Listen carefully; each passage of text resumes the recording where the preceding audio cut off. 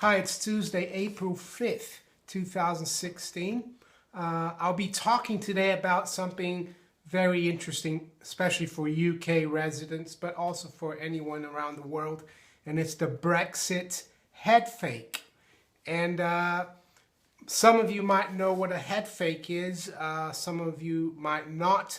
A head fake usually happens in sports. For example, in football, or as Americans call it, soccer, you know, a player is running with the ball, kicking the ball, and then he looks to the left, but actually passes the ball to the right instead of, to fool the opponent. Also in basketball, for example, you're running with the ball and you look to the left and you pass the ball to the right to your teammate, and the opponent will actually focus on the left and be fooled. So that's a head fake. The reason why I'm talking about the Brexit head fake is because even though I think it's an important event, the Brexit referendum on June 23rd here in the UK, that's the referendum on whether to stay in the European Union or leave the European Union. And the mainstream press and mainstream economists have all been warning, the pound has been going down because of that. So they say, we could have a crisis because we have huge budget deficits and current account deficits. It could, take sterling down to 125. Sterling right now is at 142. I would argue that, there might be some impact from this uncertainty, but in my opinion, the establishment is using the Brexit ball or the Brexit play as a head fake. Everyone's looking at Brexit while on the other side of the field, there's a much, much bigger problem that actually hasn't been solved, and that is the debt problem.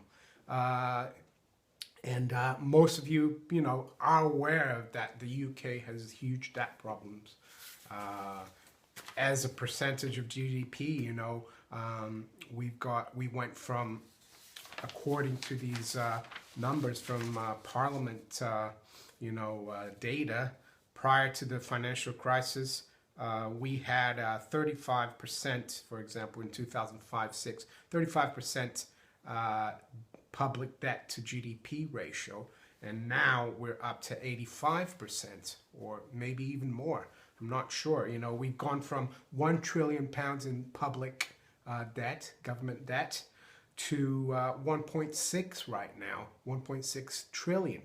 But one of the interesting factors about this national debt and how much it's increased is that they're actually not including all the debt that the government backed or created to help save the mortgage securitization market and all the banks in 08, 09.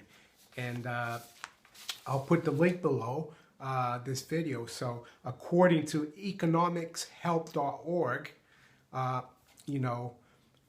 the UK government has created £500 billion in potential liabilities to save, the mortgage market, to save the financial institutions in the UK. And, according to this Economics Help blog, economicshelp.org blog, they're saying that, this 500 billion isn't a problem, if the financial system and the banks, remain, stable. But if there is another global financial crisis, overnight the UK debt becomes an even bigger problem. So we've got like a 500 billion debt bomb, hiding or being hidden. They're not lying about it. They're just hiding it. The data from Parliament, it does say borrowing. They have notes below and says, A, borrowing and debt figures exclude public sector banks, which is this 2008 United Kingdom bank rescue package which was brought forward by Alistair Darling, who at the time was Chancellor of the Exchequer and, Labour government. And yeah, the bank package totaled $850 billion, 500 billion pounds at the time. So that money is still, the UK government is still liable to that for that. And the reason I'm doing this video today is because even though, since February 11th, the stock market, especially the US stock market and Chinese stock market, they've recovered very well from the lows and the horrible start to the year. But, looking at RBS, for example, which is like the poster boy of the financial crisis in the UK. It's a bank which became too big for its boots before the crisis. It went from being a small bank to a huge global bank, and the UK government had to bail them out and take over and nationalize them. And the UK government has sold shares of this bank, but it's still a majority shareholder. And looking at the chart, which I'll put below for you, RBS used to trade around £60 prior to the crisis, and then it dropped all the way down to £1 in 2009. That was the low. And recently, up until last year, it traded as high as £4, just above £4 or 400 pence. But as you see on the chart linked below, it's dropped all the way down, and we're now making a new 4-year low. We're trading below 220 pence, and we're making a new low for the year as we speak at 210p. So according to this economicshelp.org, they think this 500 billion could be a problem if we get another global financial crisis. And in my opinion, it looks like this is what we're getting. You having the central banks, ECB, Bank of Japan, panicking, going further into negative interest rates, increasing QE. The U.S. banks have outperformed, but I don't think they are immune to the European banks turning back down. Even Deutsche Bank, right now, that has a lot of people have focused on Deutsche Bank and its huge derivatives book, 70 trillion derivatives book, notional amount that is. But in February, for example, we went below, the low was 13 euros, and it rebounded all the way up to a high of 1883, and that was in the middle of March. And since the middle of March, Deutsche Bank is coming down. It hasn't had one up day since the middle of March. It was quite amazing. And today we're back around 14 euros 25. So, it looks to me like this relief rally in the financial sector in Europe and the UK is, fizzling out. We've had all the central banks use ammunition. We've had Janet Yellen last week at the Economic Club of New York kind of backtrack, and that hasn't helped. These banks are still suffering. The other bank that is interesting to look at is Barclays, another UK bank, because we're focusing on UK debt and Brexit. Barclays was not bailed out, but I'm sure it benefited from all this bank rescue package of 500 billion by the UK government. And we're making new 4-year lows in Barclays, and maybe even more. Today we're making a new low below 150 pence. We're at 146 pence, and up until last year we traded as high as 290 pence. So we're now halved. And also in 2013 we had gone back up to above 300 pence.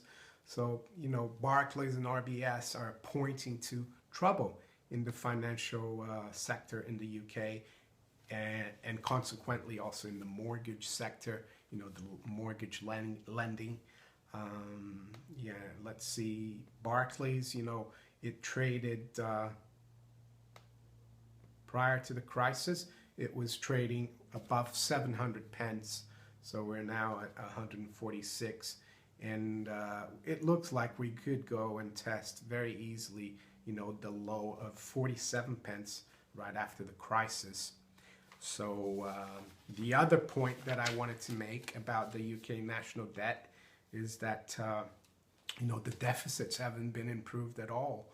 You know, back in 2010, in the budget, Osborne, the chancellor, predicted that the deficit would be at 2.1% in the fiscal year 14-15, and it actually turned out that it was 5%. You know, and this year, which ends tomorrow, the fiscal year 2015-16, we're supposed to have a 1.1% deficit, but we're nowhere near that. If anything, we're around 4%. We have to wait for the data when it's published the next few weeks to see, you know, what the deficit was, but it's nowhere near 1.1. So all that means is that, you know, the debt is just not under control. And if we get a banking crisis in Europe and in the UK, which you know,